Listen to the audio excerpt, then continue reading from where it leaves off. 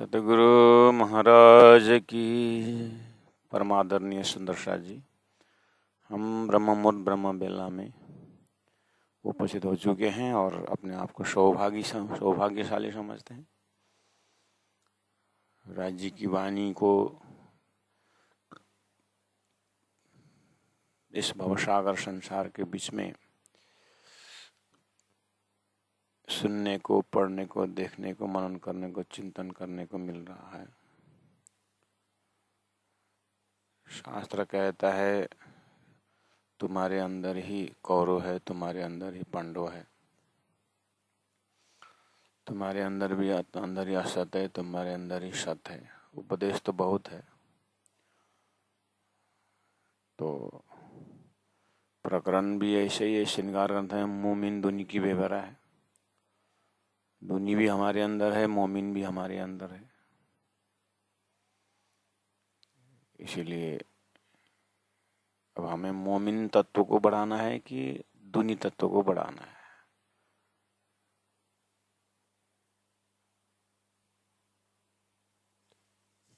तारतम्य ज्ञान में सारा विवेचन है, तो वही श्रवण कर रहे हैं। मोमिन दुनी की बेवरा है। तो लक्षण विशेष करके है ना, अब ये ज्ञान से भी देखना पड़ेगा, ध्यान से भी देखना पड़ेगा, चिंतन भी करना पड़ेगा। नॉर्मली तुम्हारे अंदर कौरव भी है, पांडव भी है, सती भी है, तुम असत भी है,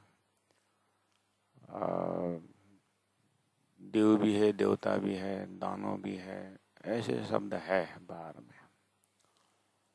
लेकिन तारतम्य इन चीज से थोड़ा हटके मोमिन दुनी के बेवैर शब्द में अस्तित्व की लड़ाई है। यहाँ पर दुनी मतलब अस्तित्वहीन और मोमिन मतलब अस्तित्ववान।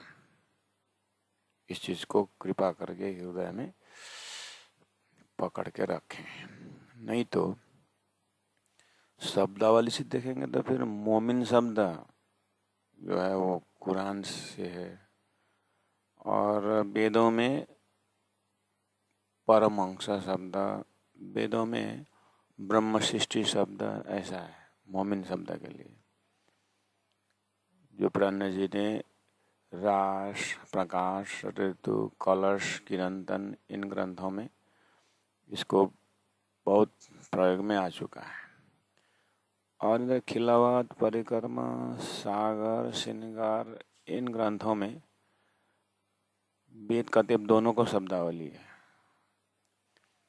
इसलिए अपरान्ह जी की ये स्वरूप, हकी स्वरूप पहुँचते पहुँचते कोई वो शब्द का अर्थ जो है भाव को ज्यादा लिया हुआ है। अब ये किस ग्रंथ में है, किसके, ऐसा मतलब ये शब्दार्थ से भी भावार्थ, लक्ष्यार्थ, तात्पर्य अर्थ में डूब चुके होते हैं।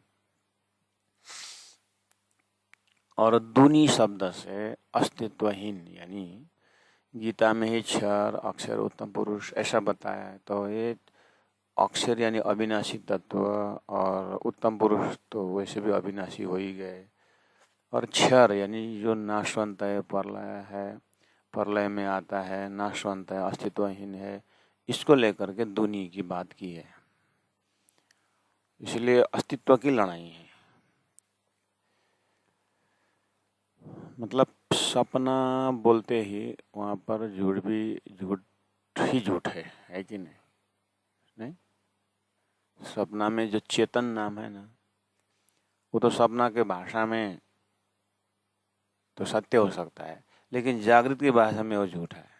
ऐसे ही क्षर पुरुष अज्ञान में, या क्षर पुरुष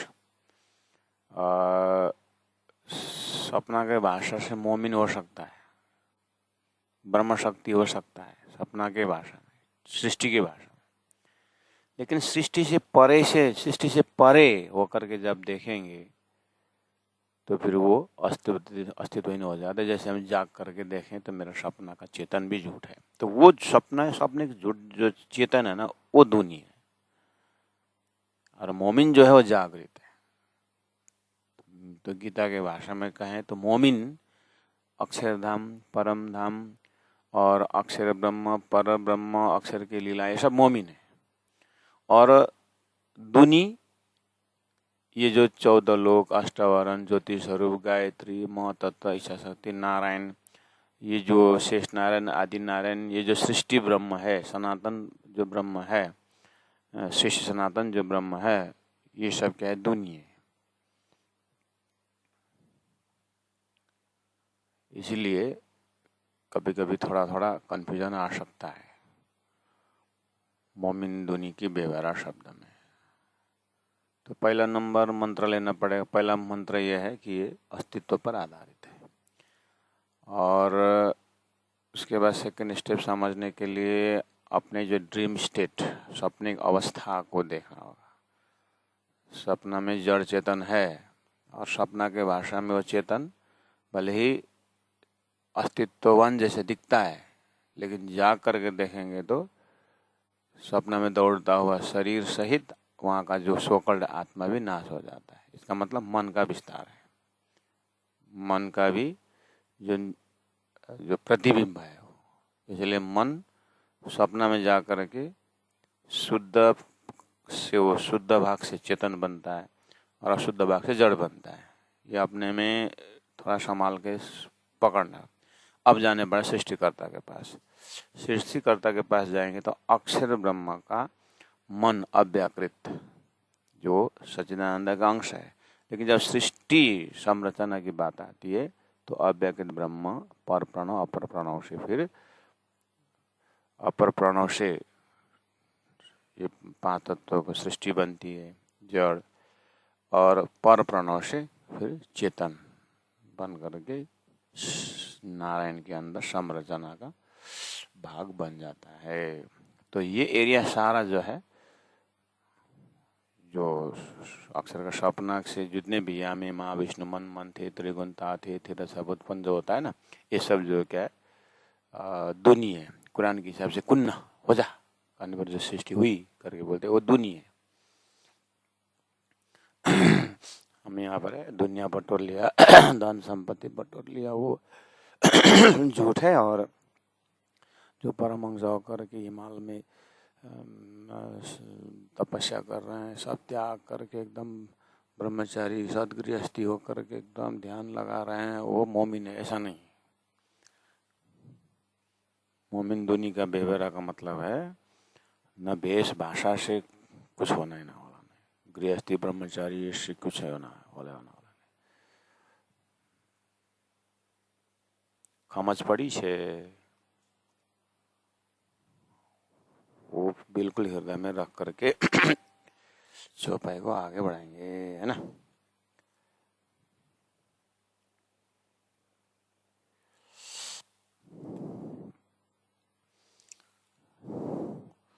तो अब मोमिन दुनी के बेवरा से तो झूठे संसार को पता चला दुनी, और सत्य ब्रह्म धाम से पता चला मोमिन। अब आगे क्या? अब आगे तो अस्तित्ववान परमात्मा का धाम भी अस्तित्व होना चाहिए, अस्तित्ववान होना चाहिए, हाँ होना चाहिए। तो अस्तित्ववान उस मोमिन का और रहते कहाँ हैं, ये सब ज्ञान होना चाहिए। तो वो दिव्य धाम का वर्णन संसार में परमात्मा ने दिया हुआ है।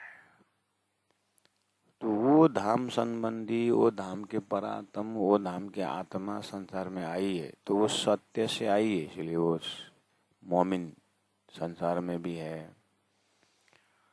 और वो मोमिन संसार में आई है सत्य आत्मा, तो झूठा संसार को सत्य में पहुंचाना पड़ेगा, ये भी उनकी जिम्मेदारी हुई। तो ये वाली बात चल रही है। तो वो सत्य धाम से झूठे संसार में ज्ञान आना, जागृत का ज्ञान सपना में आना, ये कैसे संभव? तो ये भी आश्चर्य की बात हो रही है। और झूठा झूठा ही है तो उसको अस्तित्व में लाना संभव है? आश्चर्य है, लेकिन असंभव को संभव करने वाला भी ब्रह्म ही है। इस चीज में आश्चर्य प्रकट करते हुए लास्ट में कंक्लूजन में आया, असंभव को संभव करने वाला ब्रह्म ही, और ब्रह्म का हुक्म परमात्मा की लीला ही है, और इसलिए ये संभव हो रहा है करके प्राणनाथ जी बोल रहे हैं। और किससे संभव हुआ? तो बोलने पर परनामी का धर्मगुरु आद्य प्रवर्तक देवचंद्र प्राणनाथ जी संभव हुआ बोलना, ये भी एक प्रकार का अहंकार है। लेकिन सूर्य को सूर्य ही कहा ना, फिर सूर्य को चंद्रमा प्रूफ करने लगेंगे तो ज़्यादा बोलना पड़ता है। लेकिन सूर्य के एक बार सूर्य बोलने से हो जाता है। उसके लिए कोई इसी तरह सदगुरु प्राणनाथ जी बोलने से हो जाएगा, लेकिन संसार मानेगा नहीं। तो शास्त्रों में ही पहले कह दिया, तारतम्य न जानते सच्चिदानंद लक्षणम करके कहा है। इसलिए अब क्या करना? सत्य को, सत्य ब्रह्म धाम से सत्य ज्ञान संसार में आना, और असत्य अंधकार होते हुए भी सत्य को, सत्य प्रकाश को असत्य में फैलाव करना, और असत्य को सत्य से संगत करके सत्य बनाना। ये अचंभ का काम, असंभव काम है, लेकिन संभव कर दिया परमात्मा के हुक्म से करके, हुक्म को पकड़ के रखना। दूसरी बात, इसीलिए परमात्मा ने पहले ही कह दिया कि असंभव को संभव करने वाला ज्ञान आ रहा है, तारतम्य ज्ञान। तो यहाँ सदगुरु देवचंद्र जी का रोल ले करके सदगुरु प्राणनाथ जी बोलने से महाराज का, गुजरात का वो मंत्री का लड़का, मथु मेहता का लड़का देवचंद्र करके धरती का परिचय देते समय, हमारा भी तो फलना के पिता शंकराचार्य हुए थे, महादेव हुए थे, दशरथ का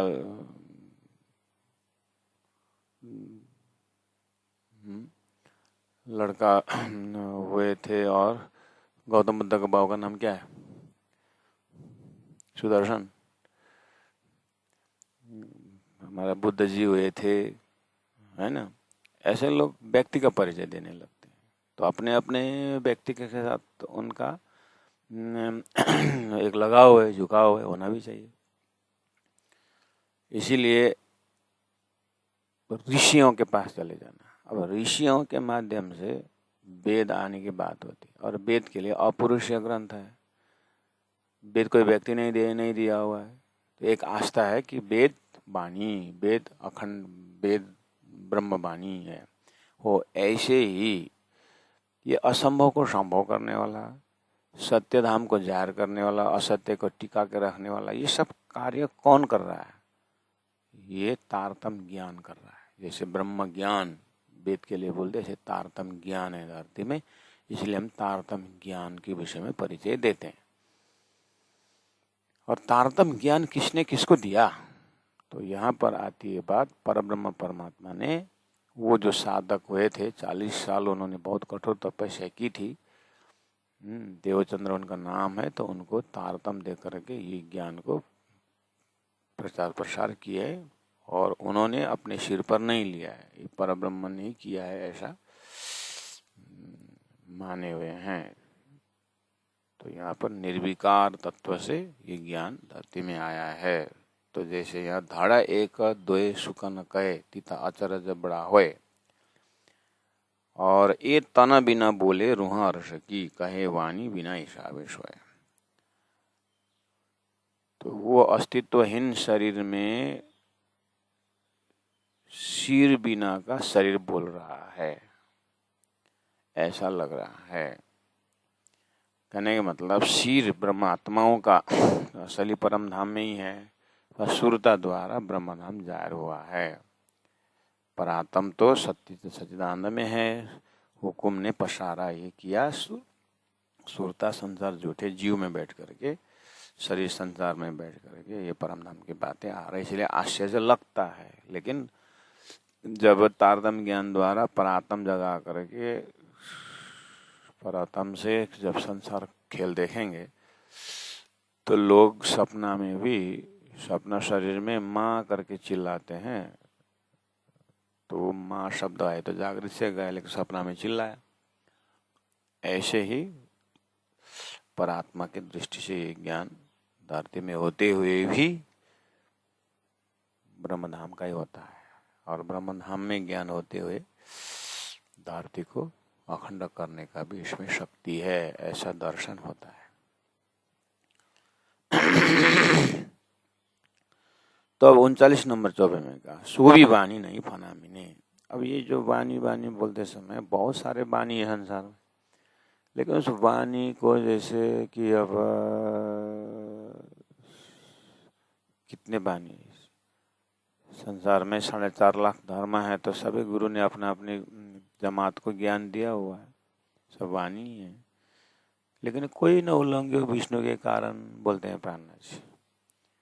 या तो वहाँ साकार की बात है या तो निराकार की बात है, सृष्टि के अंदर की बात है, वो दूनी से ऊपर नहीं है, मतलब ऐसे बोल रहे हैं।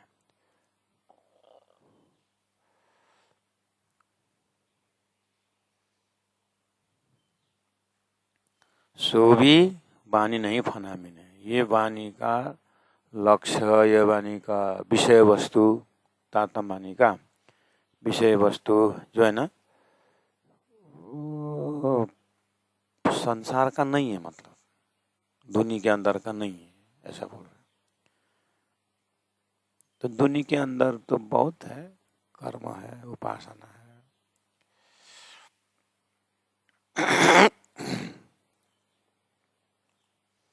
और ये फना के अंदर का नहीं है। इसने तो, ये वाणी ने तो खोल लिया बका, और सब बका खोल लिया द्वार, ये है परम धाम का खोलने वाली वाणी। तो बोलते हैं झूठे संसार में कैसे संभव हुआ है सब, इसलिए हमने बोला संभव ब्रह्म का, ब्रह्म की बात है, ब्रह्म ने संभव किया है।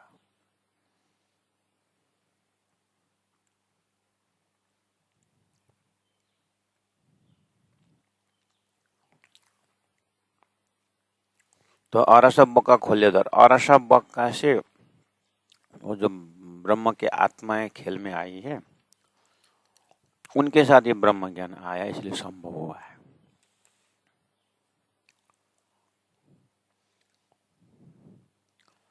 वो ब्रह्म आत्मा के साथ ब्रह्म वाणी इधर आए, इसलिए संभव हो रहा है।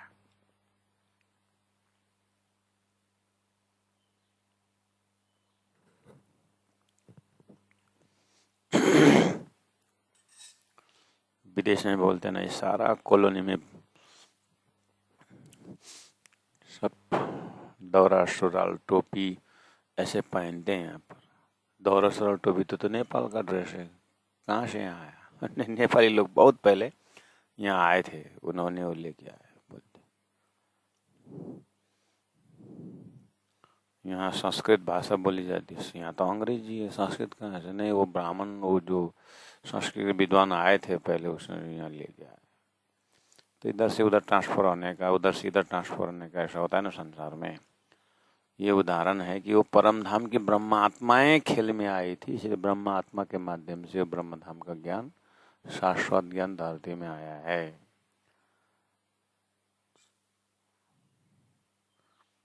इसीलिए धरती से बहुत हुए, 1.25 लाख पैगंबर हुए, 28 ऋषि महर्षि हुए, स्वयं साक्षात भगवान नारायण हुए, सब कुछ है संसार में। लेकिन जब लगा, जो अब लगा किने न खोल लिया, अभी तक वो ब्रह्मधाम का दरवाजा खोला नहीं था।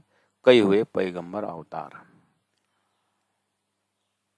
अच्छा, नहीं खोल पाए इसका मतलब उनकी कमी नहीं, ये ब्रह्म लीला के भाग है। ब्रह्म परब्रह्म परमात्मा ने खेल बना करके ब्रह्मधाम उतारना और खेल के झूठे जीव को मुक्ति देना, या उनको अब ये समय आ गया था ब्रह्मलीला के भाग में। परम धाम में तो सोई घड़ी सोई पल है ना। इसलिए तारतम कार्यकारण महाकारण सारा बताता है। तो आदि अनादि फल कयो सोए, इसलिए बीच में रख करके अब समझा रहा है। अच्छा, परम धाम का दशा ये है, ब्रह्मात्मा का लक्षण परम धाम में ये है, खेल में ये है करके विवेचन करता है लॉन्ग रन में। ऐसा नहीं कि वन नाइट एक ही साथ में लेक्चर दिया, ऐसा नहीं है। जैसे लोग वेदों को कितने अध्ययन करते हैं, उपनिषद को कितने पढ़ते हैं, जीवन लगाते हैं, ऐसे ही तारतम्य ज्ञान का जीवन लगने के बाद ये मोक्ष प्रदान ज्ञान है।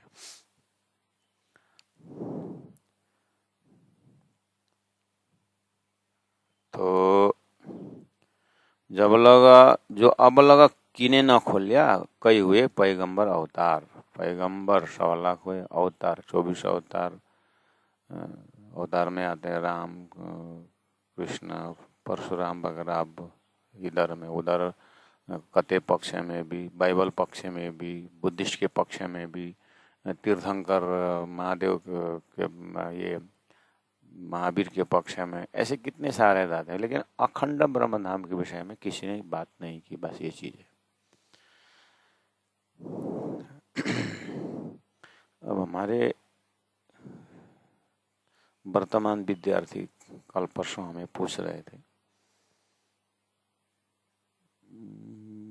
तारतम्य ज्ञान द्वारा सब देख तो रहे हैं, लेकिन जैसे अभी मैंने बताया महावीर बुद्ध की बात की, इनके बात की, उपनिषद के बात की, इनके ज्ञान में ब्रह्मधाम नहीं झलकता है करके आप बोलते हो। उनका ज्ञान में है क्या, ये कब जाने, उस विषय में हमारा दिमाग खाली है। जैसे आप बोलते हो जैसे आप बोलते हो चेन चरित्र चातुरी ब्रज राशि की लई। अब चेन चरित्र चातुरी ब्रज राशि में किया क्या क्या हमने, अब वो तो